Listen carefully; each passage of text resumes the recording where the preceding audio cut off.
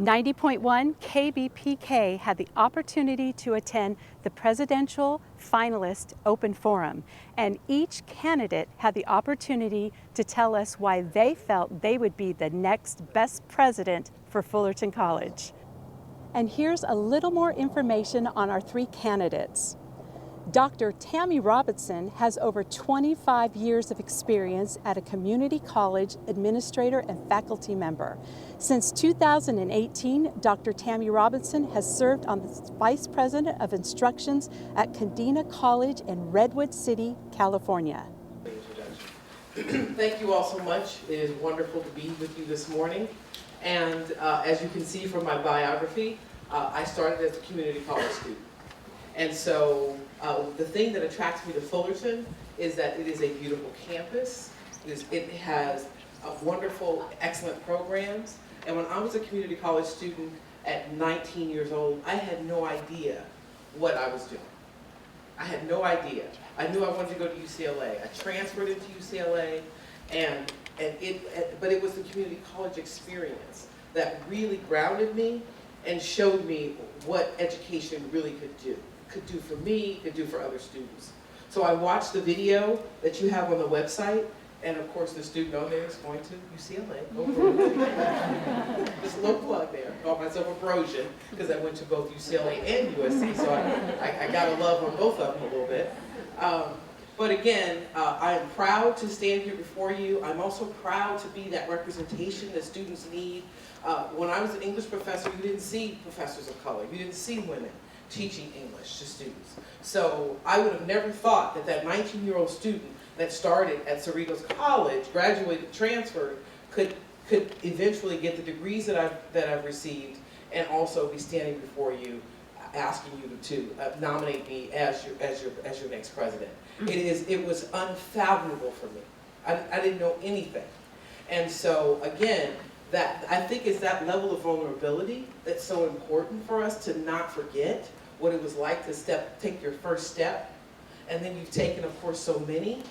But again, with all of that and all of my numerous years of experience, I try to remember what it also felt like on what was my first day like. And so again, I look forward to answering more of your questions. My career has been long, but I have enjoyed every minute of it. So again, thank you all so much for even inviting me here, and I look forward to being your next president. So it's really important to have a lot of energy. It's important to have passion. It's also important to, as an attribute, it's important to be knowledgeable. It's also important to understand that decisions have to be made in a participatory governance fashion. And why is that so important? It's important for a very simple reason, that there's no way that anyone can see each point of view. It's important to get the student perspective. It's important to understand the faculty perspective and the impact of the decision. It's also important to understand the classified perspective. So many times we make decisions and we don't talk to facilities. We don't talk to IT. We don't ask them, so if we want to do a particular thing, how will it impact your area? When can we make it happen? Because sometimes we feel we have this great idea, right? And why can't it happen quickly? And so we do have to understand that there is a process when decisions are made, and they have to be made together. I'm very grateful for this moment, to see all of you here. Thank you for coming out to my forum today. I have been a part of the community college system for, you hate to say the numbers because then people say, well, how old are you? 28, that's for over 30 years. I am very proud of my trajectory. I'm proud of being a community college student. I am also proud to have been a faculty member for most of my career. I love the fact that I was one-on-one with so many students, helping them make their transitions into whatever they wanted to do, whether that was working, transferring. Many students come back and tell me how I've affected them, but also too becoming an administrator and what being an administrator means. And therefore, with that role, I can affect even more students, and I can affect them differently. But it's also great to have the point of view from the classroom, the point of view from the administrative perspective. All of those things are important when you're saying, now I want to graduate to become a president. Again, when I was 19, I didn't even know there was a president. Yeah, I didn't even know. I mean, I didn't. How would you know? If that's not in your household, how would students know? So again, even seeing a African-American female president who's a first-generation college student from a single mother, all of those things, I will have students on campus that says, okay, well, I can aspire to be that as well. And that is how I walk. That is what makes me authentic, because I believe and know that education does change the course of your life. It does do that. And everybody in here is an example of the greatness of education. And so again, I want to thank you all for just a little bit of your time and a little bit of I love my humor, because, you can't take yourself that seriously. We have a lot of work to do, and we got to laugh and smile along the way as we solve these problems. So thank you all so much again. Dr. Gilbert Contreras has served Fullerton College as the interim president since July 2021.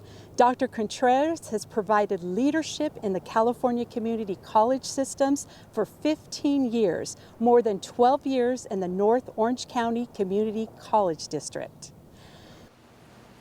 My family's been in the United States for 3 generations. My siblings and I are the first to earn a higher education. My sister Lupi was the first to do so, and she was the first of the entire Contreras familia, and her journey started at Cerritos College. Growing up, my parents showered us with love, had us so involved in the community, active in youth sports, and taught us important lessons like hard work, sacrifice, family, faith, community, and the importance of education. At age 17, my life was completely turned upside down. As I was preparing to go off to the University of California at Berkeley, my cousin was murdered, and he was murdered by a rival gang member. I was crushed and devastated. That was a huge impact on my life, one that would shape my education, my career, and my calling in this world to transform lives and inspire positive change, which takes me to my education. With this calling in mind, I found a passion in studying urban planning.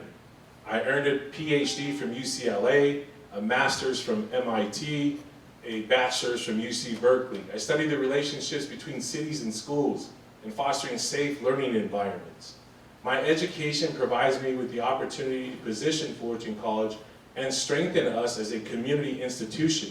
We are so important to this community, and the community is so important to this college. Another important part of my education has been my love of teaching. I've taught high school students, community college students, undergraduates, graduates, doctoral students. I mentor. I continue to research and publish on community college Hispanic serving institutions. Another important part of my education has been the love of my parents, the support and love of my wife and children, the important role that mentors have played in my life, the important role that programs and services that targeted students like me that made a difference in my life, especially financial aid, and especially programs that foster a sense of belonging for students. My education has also taught me the importance of leading with compassion and helps me connect with students, which takes me to my leadership experience. I began in the community college system at Cypress College. I'm a proud product of NOCCCD. I began in the Library and Learning Resource Center as a special projects director and promoted to the EOPS manager and was at Cypress for about 7 years. I left to Cerritos College for about 3 years as the Dean of Student Services, and I returned to Hornet Nation, or actually I joined Hornet Nation in 2016 as the Vice President of Student Services. And since 2016, I've absolutely fallen in love with Fullerton College. Why do I love Fullerton College so much? Because we are a community institution. We mean so much to this community. We are radically student-centered and defined by people. We are #1 in transfers to Cal State Fullerton. We continue to be at the top of the list in transferring women, in transferring Latinx students. Over the past 6 years, I have provided sound leadership for Fullerton College. As interim president, I have led during a time of tremendous change. I have moved conversations to action like DEIA and guided pathways. I've strengthened support for campus communications. I've helped facilitate community connections through the implementation of the Friends of Fullerton College Foundation. And if I'm provided the opportunity to serve as the next president, I will continue to lead with love. I will prioritize planning, because when you fail to plan, you plan to fail. I will continue to facilitate strong connections with the community, and I will help us move forward as an institution. I also want to share with you that my leadership portfolio is one of bold and inclusive leadership, grounded in student success and student equity. And if there's one takeaway from my opening statement today that I'd like to leave with you, is who I am aligns with the mission, the vision, and the core values of Fullerton College. And I am all about once a Hornet, always a Hornet. I really want to thank you for this opportunity. It has been a real honor to serve Fullerton College as interim president. It's been a difficult time. We are in need of healing. We are in need of coming back and fostering community. We are in need of finding each other, and that's what good teams do. And for me, moving forward, if I'm afforded the opportunity, as I said earlier, continue to lead with love, serving the whole student and serving the whole employee. Reinforcing a blame-free culture, addressing our DEIA work with respect, professionalism, and courtesy, calling people into conversation and not just calling them out in conversation. Moving forward, we have to really revisit that core value, community and community building. When we first came back, it was kind of strange to see each other. Having coffee in the 100 building, people were like, do I knuckles, do I hug, I lean, I don't know what to do. But that's who we are at Fullerton College. Last Friday, the management team, we had Hornets Tutoring talk to us about what they've been experiencing. And the number one thing they say is being able to walk students to people has been the biggest loss they've experienced. Connecting them to the food bank, connecting them to counseling, connecting them to A&R, walking them the Fullerton College way. People, Hornets helping Hornets. So in closing, hopefully you've heard today my love of this college and my plans to help this college move forward, to help serve this community for generations to come. Dr. Anthony Culpepper serves as an Executive Vice President of Glendale Community College. He has over 32 years of executive and management experience, of which 24 of those years he has served in progressive academic roles in higher education. Thank you very much. Now I know where all my gray hairs come from. This is a journey for me. It has been a pleasure to be able to go through this life experience, to come from a young man that has grown up in Los Angeles, attending the public schools, as you heard, attending the community colleges, not really being looked at as someone to even consider to be successful based on the area that I've come from. And so I look at myself and I say, this is a journey that is really culminating in an experience where a person has been traveling for many, many years, and after these years has gathered a lot of treasure. And after that journey has been concluded, that person comes back to their community and to the places that they have experienced and lived through to give that treasure to those who are still remaining there. Well, what I learned with for-profit college is that not all are the same. There are some who really believe in the philosophy of education and helping students. And then there are those who don't. And I'll stop right there because I'm on camera and I don't want to get sued. But you have those two groups. But you do have also an opportunity to experience something that is not readily available when it comes to public colleges. Sometimes those for-profit institutions have a wealth of resources. And having that wealth of resources give you an opportunity to have access to certain things that you may not normally have access to. So one of the things that I learned was that online education can be effective. It can be effective. The question is, how do you set up the structure? How do you set up the structure? And so one of the things that, that we began to engage in is we had a proprietary software system. I'm not going to get into the weeds on that. But we were able to set up the structure where students had discussion boards. They were able to turn in their assignments and assessment. The faculty was able to do lectures, not only synchronous but asynchronous. We had time and structure and percentages of time that needed to be done.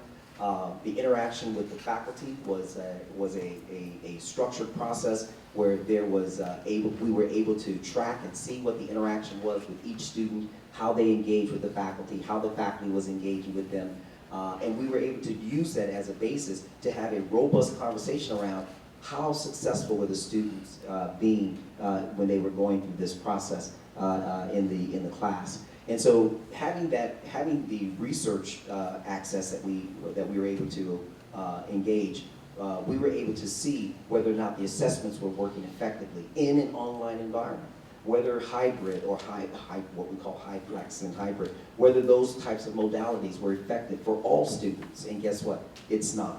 Whether or not it was effective for all disciplines, it's not.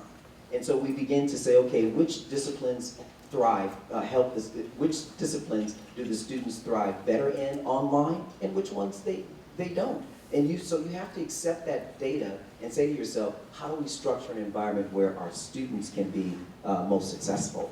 And so that's what online taught me, and certainly by bringing that information into the community college arena, which I have, even at Bakersfield, at Glendale, it is something that I think that all the work that Fullerton has done through this pandemic has shown you that this is a model that can work. Well, thank you for letting me come and allowing me the opportunity to speak to you. It's a challenging process to understand how one gets to this point here in their lives, and so it certainly has been for me. And I just wanted to share this story because I share it all the time with those who would ask or who are interested in knowing. I'm a first-generation college student. My family, blue-collar workers, my father and my mom, taught us how to work very hard to try to achieve the things that we wanted to achieve in life. Things don't ever come out the way that you want them to. They're very rarely perfect. But one of the things that I wanted to do was I wanted to change my life. I wanted to change my environment.